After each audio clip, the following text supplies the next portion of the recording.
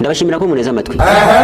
Kera ukiri umwana hari imyanzuro wafatirwaga ku buryo aka kanya bakwegereje wayigufatiye ushobora kumutemuka mucamo kabiri. Ugize ngo uribuka kera ubwo warazaga amaguru mwibase wiga ubwami bwa Maroc.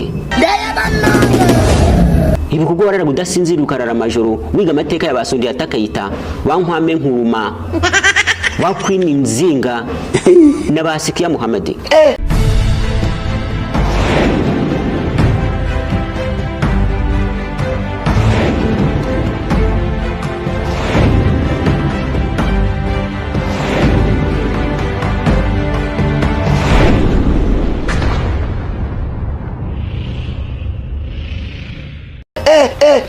Uri gukuntu wizi intambara ya mbere y'isi yose n'iya kabiri abayitsinze n'abayitsinzwe uko yarangiye.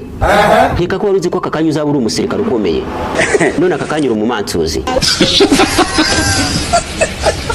Uribuka amajoro waraye udasinzira wiga Mali Empire ukiga Ghana Empire Songhai Empire ukuntu zateye imbere n'ukuntu zagiye zisubira inyuma. None bakakanya wiri gusikorora ngushaka mitsutsu Empire. Empire ni iki? Ni Empire ni umutwe wa politike uyobowe n'abantu runaka. Icyari umutwe wa politike gute cyahindutse YouTube channel?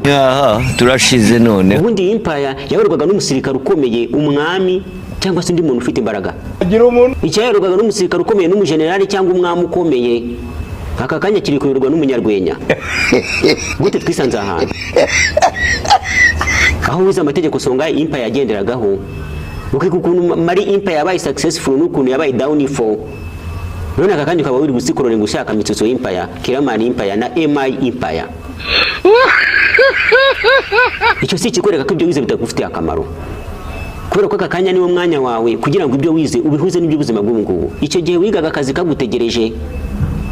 None ubu ngubu usigaye wiga utazi niba uzabona n'akazi.